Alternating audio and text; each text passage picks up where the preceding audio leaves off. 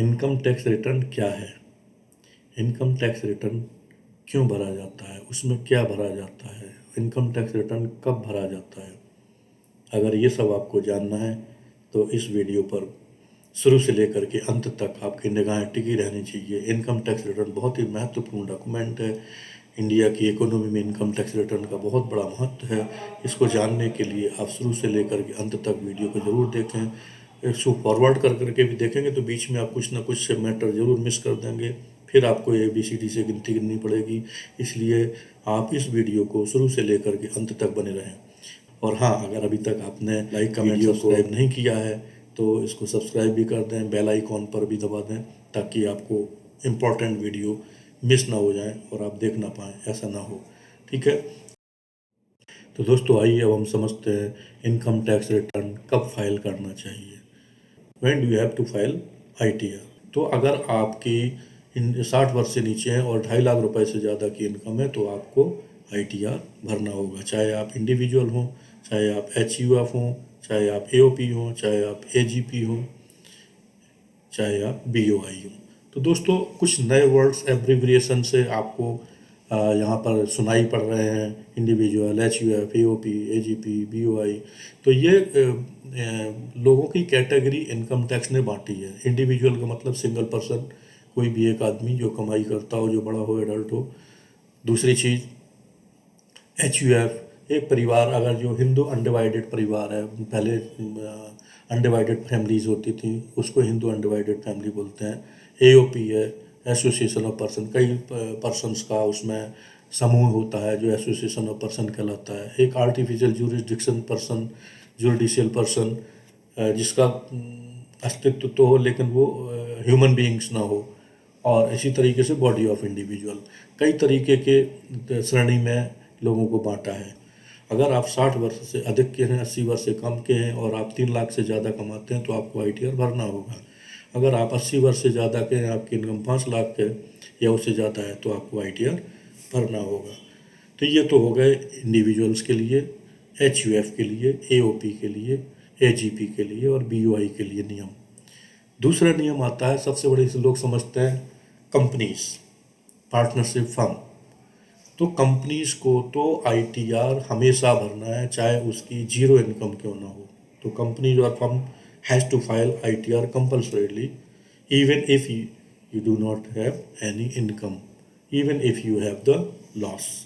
उस स्थिति में भी उनको ITR फाइल करना होता है। दोस्तों अभी तक मैंने आपको 2 कैटेगरी बता दी, किनको किनको रिटर्न भरना चाहिए। अब जो तीसरी कैटेगरी है दोस्तों, अधिकतर इंडिया में अपनी आई मेंटलिटी बनी हुई है कि मेरी तो इनकम है ही नहीं, मैं क्यों ITR भरूं। इस चीज़ को लोग जान करके ITR नहीं भरते हैं, फिर बाद में उनके पास नोटिस पहुंचते हैं, भाग करके फिर वो प्रोफेशनल्स के पास आते हैं कि भैया हमारा ITR भर दो, हमारे पास ये नोटिस आया है। उन्हें जानकारी नहीं होती है।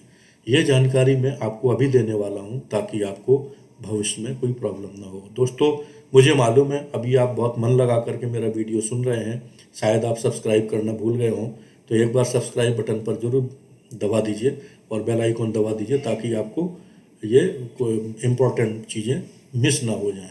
तो वीडियो को सब्सक्राइब करिए और कंटेंट समझ में आ रहा है तो आप लाइक कमेंट शेयर भी कर दीजिएगा। नहीं समझ में आ रहा तो मुझे कमेंट में ज़रूर लिखिएगा, मैं अपना इम्प्रूवमेंट करूँगा, कैसे कैसे और इम्प्रूव करूँ और आपको अधिक से अधिक वैल्यूएबल चीज़ें दे सकूँ। तो मैं आपको तीसरा पॉइंट बता रहा था कि किसी गलती से लोग बाग इनकम टैक्स पे ही बन जाते हैं लेकिन उनको पता नहीं चलता है। मान लीजिए आपने अपने बैंक में, चाहे वो कॉमर्शियल बैंक हो चाहे कॉरपोरेट बैंक हो, साल भर में डिपॉजिट किया 1 करोड़ रुपए, तो आप इनकम टैक्स पे ही बन गए। इसी तरीके से अगर आपने बच्चों के साथ प्लान बना लिया, चलो यार फॉरेन घूम करके आते हैं, टिकट करवा लिया, 2 लाख रुपए खर्चा कर दिए, इनकम टैक्स की निगाह में आप चढ़ गए, आप इनकम टैक्स के टैक्स पेयर बन गए। इसी तरीके से इलेक्ट्रिसिटी बिल आपका 1 लाख रुपया या उससे ज़्यादा का भरा है तो आप इनकम टैक्स पे ही बन गए। अगला पॉइंट है, अगर आप रेजिडेंट एंड ऑर्डिनरीली रेजिडेंट हैं। अब देखिए यहाँ पर भी इनकम टैक्स में, ये चौथा पॉइंट मैं आपको बताने जा रहा हूँ, इसमें रेजिडेंट वर्ड आया है। कब आप रेजिडेंट होते हैं, कब आप resident but not ordinarily resident होते हैं, कब आप नॉन रेजिडेंट होते हैं। ये एक बड़ा चैप्टर है इनकम टैक्स में। इस पर मैं अपना वीडियो इसके बाद जारी करने वाला हूँ 1-2 दिन में, तो आपको उस समय जानकारी मिलेगी। अभी मैं आपको शॉर्ट में बता देता हूँ। ऑर्डिनरी रेजिडेंट यही हो गए जो यहाँ पर जन्मे हुए हैं और हमेशा से यहीं पर रह रहे हैं, ठीक है ना, और कभी तक फॉरेन नहीं गए हैं कोई एक दिन भी, तो वो ऑर्डिनरी रेजिडेंट के रूप में आते हैं। अगर आप ROR हैं, रेजिडेंट एंड ऑर्डिनरी रेजिडेंट, ठीक है ना, और अगर आपके कोई एसेट्स और बैंक अकाउंट आउटसाइड इंडिया में जिसमें आप ऑथराइज सिग्नेचरी हो, आप ओनर हो या बेनिफिशियरी हो, तो ऐसी स्थिति में भी आप इंडिया में रहते हैं लेकिन आपका अकाउंट बैंक में है, आप कोई घर फॉरेन में रखते हैं, आप फॉरेन के बैंक में आपका अकाउंट है, तो आपको इनकम टैक्स पे ही माना जाएगा। ये हो गया चौथा पॉइंट।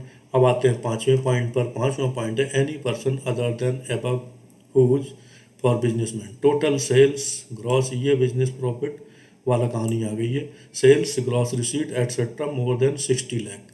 अगर कोई बिजनेसमैन 60 लाख रुपए से ज़्यादा की सेल्स करता है या उसकी ग्रॉस रिसीट 60 लाख से ज़्यादा होती है तो इनकम टैक्स पे की कैटेगरी में आ जाएगा।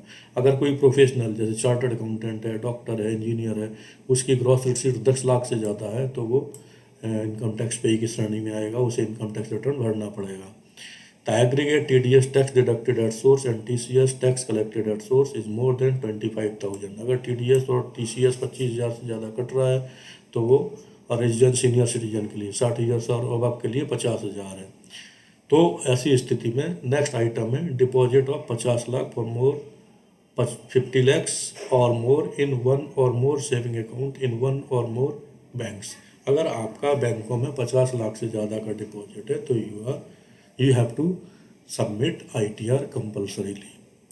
अब कंपल्सरीली है तो अब ITR कब भरा जाता है? इंडिविजुअल के लिए, AOP के लिए, ABOI के लिए, HUF के लिए इनकी डेट होती है 31 जुलाई। जो सैलरीड पर्सन है वो 31 जुलाई को अपना रिटर्न भर सकते हैं, 31 जुलाई तक फाइनेंशियल ईयर स्टार्ट होने से। और कंपनीज हैं, पर्सन अदर देन कंपनीज हैं including partners of firm whose accounts need to be audited, उनकी 31 अक्टूबर होती है। तो ये तो हो गया इनकम टैक्स। अब income tax which form to file, ITR 1 कौन फाइल करेगा? Individual being resident other than not ordinary resident having total income up to 50 lakhs, having income from salaries, one house property, other sources interest and agriculture income up to 5,000। समझ में आया दोस्तों? ITR 1 किसको भरना है कि वो एक इंडिविजुअल होना चाहिए, रेजिडेंट होना चाहिए, ठीक है ना, और उसकी टोटल इनकम 50 लाख और सैलरी से इनकम होनी चाहिए up to ₹50 lakhs, having income from salary, जो सैलरी से हो, हाउस प्रॉपर्टी से हो, अदर इंटरेस्ट से हो एंड एग्रीकल्चर इनकम 5,000 हो। ऐसे बंदों को ITR 1 भरना चाहिए। अब आते हैं ITR 2। ITR 2 कौन भरेगा? For individual and HUF not having income from profit and gains of business और profession if total income is more than 50 lakhs, तो वो ITR 2 में आ जाएंगे। ITR 3 में कौन है? Individual and HUF having income from profit and gains of business और profession. ITR 4 for individual, HUF and firms other than LLP being a resident having total income up to ₹50 lakhs and having income from business and profession which is computed under section 44AD। ये एक separate श्रेणी बनाई गई है।